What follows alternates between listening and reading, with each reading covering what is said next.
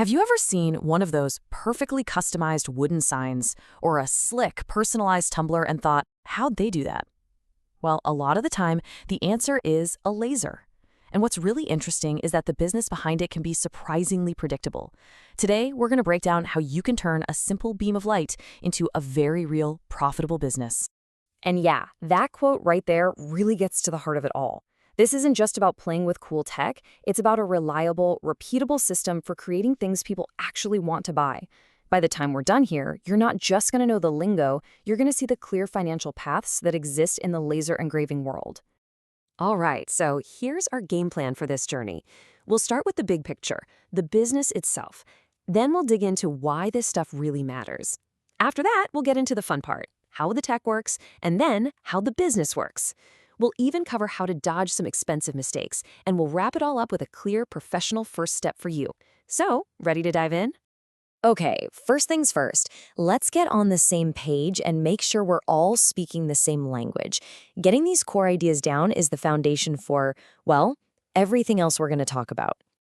So why are we hammering these fundamentals so hard? Simple. It doesn't matter if you're a student just starting out, an operator running your own shop, or even an investor looking for a smart opportunity. A solid grasp of the basics is what separates a fun little hobby from a business that can actually grow and scale. And these 3 points, they're an absolute power trio. I mean, think about it. If you really understand the process, you're not going to accidentally destroy a $50 piece of acrylic. That's risk reduction, and it directly protects your profit. And when you can speak confidently about your operational maturity, you sound like a pro. That's when clients and investors really start to take you seriously. And look, that professionalism really starts with understanding your tools. So let's get into the tech. We're going to break it down into 3 simple pieces: what the machines actually do, what the machines are, and what they do it on. You know, at its core, a laser really only does 3 basic things.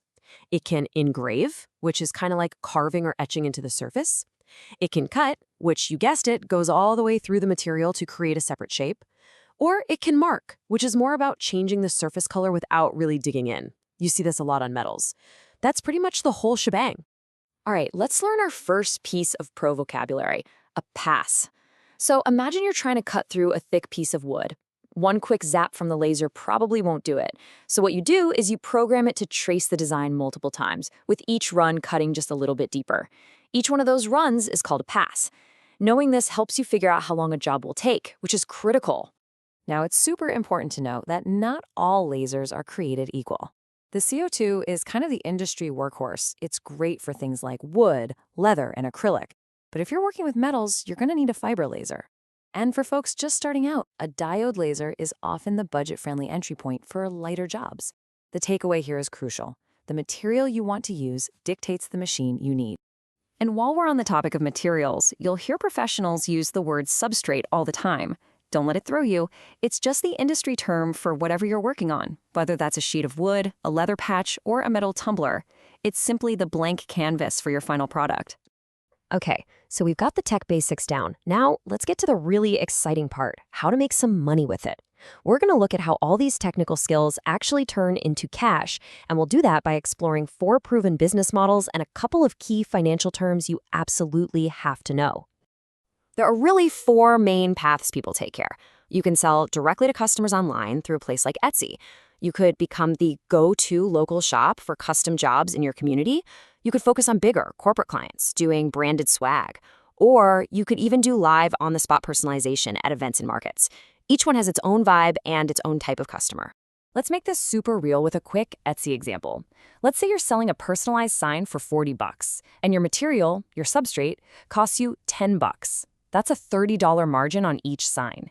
If you sell just 50 of those in a month, you've just generated $1,500 in gross margin from one product. Not too shabby, right? Or let's think about that local shop model. A school nearby needs 30 award plaques for their team banquet. You charge $25 a plaque. Boom, that one single job is $750 in revenue. See, this model is less about tons of individual sales and more about finishing batches of work for clients in your area. Now, the corporate model, that's a different beast entirely. You might have fewer clients, but the orders can be way bigger, and hopefully they keep coming back. Here, your focus really shifts. It's less about one-off sales and more about managing long-term relationships and making sure every single item perfectly matches their brand guidelines. So we've used this word margin a few times, but let's just nail it down because honestly, it's everything. Margin is the money you have left after you've paid for your materials and any other direct costs.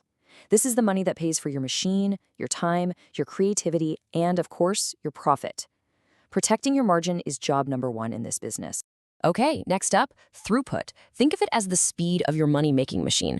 Let's say you figure out a way to engrave 10 tumblers in an hour instead of 5. You just doubled your throughput and you doubled your potential income for that hour. This is so important. High throughput is awesome for an online shop, while a slower, more detailed process might be better for high-end custom work. Now, knowing how to make money is one thing, but knowing how not to lose it is just as important, if not more so. This next part is all about the kind of operational know-how that protects your gear, your reputation, and yeah, your bank account.